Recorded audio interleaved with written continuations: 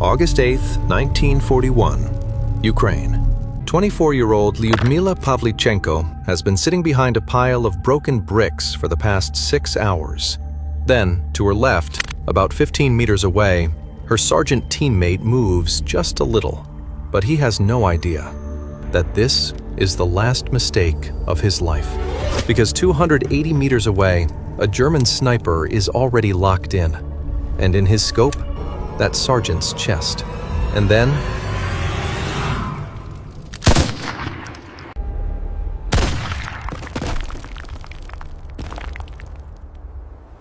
right in front of Lyudmila's eyes, her teammate is shot dead.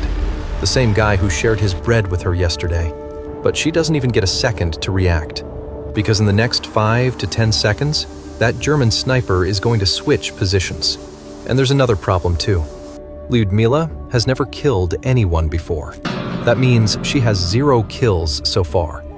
And if she misses this shot, she'll be the next one in his scope. Lyudmila takes a long breath and lines up the shot. Now you're probably wondering the same thing.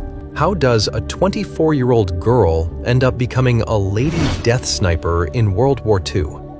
Lyudmila had always been different from the other girls around her. She believed girls were just as capable as boys in every way. Then one day, a boy from her neighborhood made fun of her and said girls can't shoot. That was enough. The very next day, she joined a local shooting club, and pretty soon, she was out shooting all the boys there. But back then, nobody knew this hobby would one day become the mission of her life. Then came June 1941. Lyudmila was getting ready to finish her degree at Kiev University when the German army invaded the Soviet Union. Everything fell apart. Her university was destroyed. 73 students were killed, and her best friend burned to death in the library. Lyudmila could have played it safe and become a nurse, but the very next morning, she showed up at the Army recruitment office. But when she got there, the officers laughed at her. They said, "Sweetheart, go help the wounded. A rifle is not for you." War means blood and screaming. You won't be able to handle it. But those officers had no clue, not even in their wildest dreams, that this ordinary-looking girl was about to do something in World War II that history would never forget. Lyudmila said, "Just give me one chance." An officer handed her a rifle and pointed at a fence post 100 meters away. Lyudmila didn't argue. She just lifted the rifle and fired 5 shots in a row, straight into the center of the wood. The officer stopped smiling. They handed her a Mosin Nagant rifle, gave her 40 rounds, and immediately added her to the Red Army's 25th Rifle Division. A few days later, Lyudmila was sent to Odessa. Now let's be back on that moment. Lyudmila lines up the shot to get revenge for her teammate. She pulls the trigger.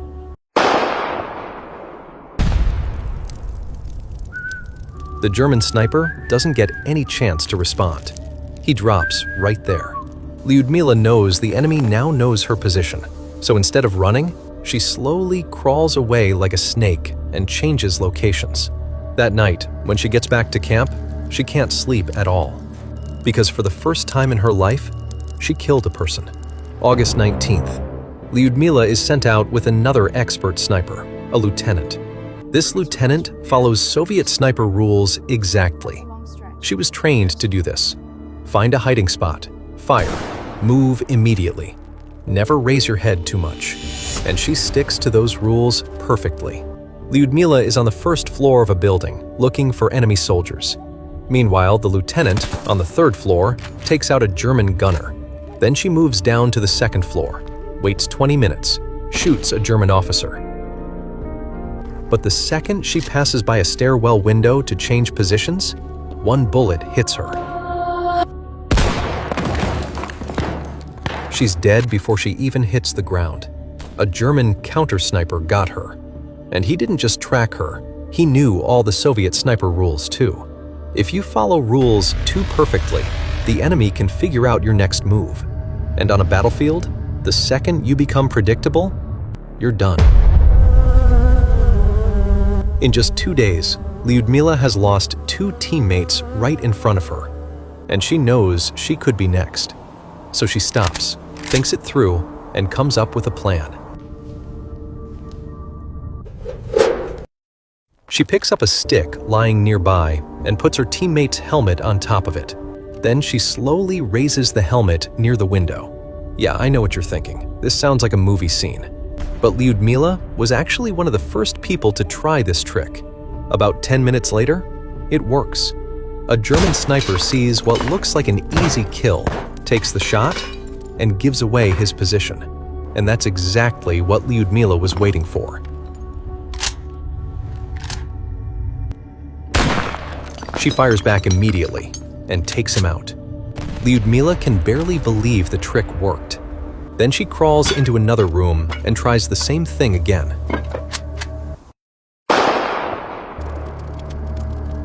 By the time evening hits, she's taken out 4 soldiers using this method. But there's a problem. If her officers found out how she was doing it, they could court-martial her because she was breaking official Soviet sniper rules. That night, she reports to the officers. And the next day, before sunrise, in the dark, she heads back out again with her Mosin Nagant rifle. The German line is 340 meters away. Inside a destroyed house, Lyudmila sets up 2 sniper hiding spots, only 6 meters apart. In the first spot, she sets up bait, a helmet and a straw-stuffed sleeve on a stick, a fake target. Then she moves into the second spot, gets in position, and waits. 45 minutes pass. She doesn't move, even an inch. Then, at 6:17 a.m., the fake helmet gets blown off and drops into the rubble. Another German sniper just fell for the trap. Now she probably has only 2 seconds before he realizes it was a decoy. About 320 meters away, behind a brick wall, she sees a tiny puff of smoke. Someone is moving. She locks him in through her scope and fires.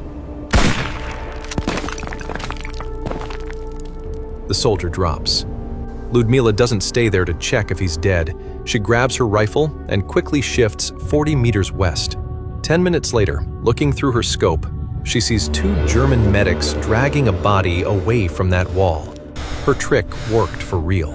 After that, Lyudmila keeps doing the same thing, moving from spot to spot, using fake helmets and dummy targets. By October, she has 78 confirmed kills, and 22 of them are enemy snipers. Desperate officers start showing up at her bunker, begging her to take out the snipers killing their men. Lyudmila used to say she didn't look at the enemy as a person. She looked at them as a target. In just 2.5 months during the Battle of Odessa, she killed 187 German soldiers. The Germans were so scared of her that they started offering rewards for anyone who could capture or kill her. When Germany started taking Odessa, Lyudmila was sent to Sevastopol. The fighting there was even worse. A highly skilled German sniper is picking off Soviet officers one by one. 11 dead in 3 days. Sergeants, radio operators, lieutenants. Every shot is perfect, and every time, he disappears without leaving a clue. Nobody in that area even wants to step outside anymore. So the commanding major calls Lyudmila in and hands her photos of the dead. Lyudmila maps out where each victim was shot. She notices something important. The German sniper never fires twice from the same position. Around 3 a.m., Lyudmila reaches her position. She picks a spot where she can watch the area the German sniper is most likely using. There's a rule in the sniper world. Whoever moves first dies. A full day passes. First, the burning heat of the sun, then the freezing cold at night. Lyudmila lies flat on her stomach in a small trench. She barely moves. She even blinks slowly, so the reflection from her lens, or even the movement of her eyelids, won't give her away. By the second day, hunger and thirst aren't even the worst part anymore. It's the exhaustion.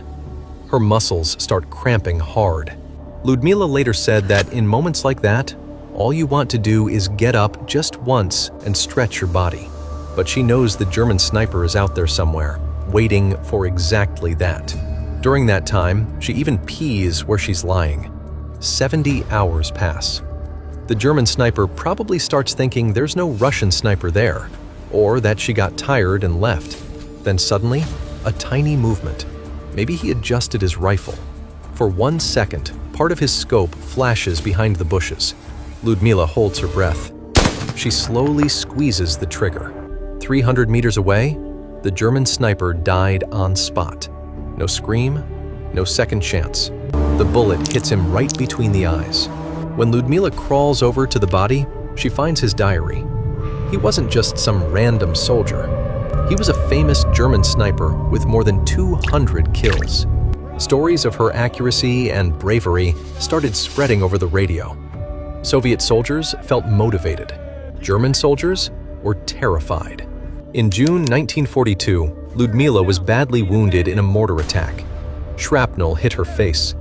At that point, the Soviet government realized she wasn't just a soldier anymore. She had become a symbol, a source of national pride. So they pulled her off the front lines and sent her to the United States on a special mission. Lyudmila became the first Soviet citizen to visit America during the war. There, she met President Franklin D. Roosevelt and Eleanor Roosevelt. Eleanor was so impressed by Lyudmila's courage that she decided to take her on a speaking tour across the U.S. But the American media asked her some weird questions. Stuff like, "Do you wear makeup on the battlefield?" Lyudmila got fed up with it. At one event, she fired back with a line that stunned the whole country. "Gentlemen, I am 25 years old and I have already killed 309 fascist invaders. Don't you think you've been hiding behind my back for long enough?" That one statement hit hard. And after that, a lot more people in America started openly supporting aid to the Soviet Union. When Lyudmila returned home, she was awarded the title Hero of the Soviet Union. She spent the rest of the war training new snipers. Lyudmila Pavlichenko married twice. She first married Alexei Pavlichenko in 1932 at age 15 or 16. During World War II, she fell in love with fellow sniper Alexei Kitsenko, whom she regarded as her husband. But he was killed in action in March 1942. Also, the weight of killing 309 people and everything she saw took a serious toll on her health. She often struggled with depression and what we now call PTSD. In 1974, at just 58 years old, this legendary warrior passed away. Lyudmila Pavlichenko's story isn't just about bullets and death. It's about the kind of strength a woman shows when her home and her country are under attack. A lot of stories are buried in the pages of history, but there are very few like Lady Death. So, if you liked this video, make sure you hit the like button. And yeah, don't forget to subscribe if you want more untold and terrifying stories from history. I'll see you in the next one. Until then, stay safe.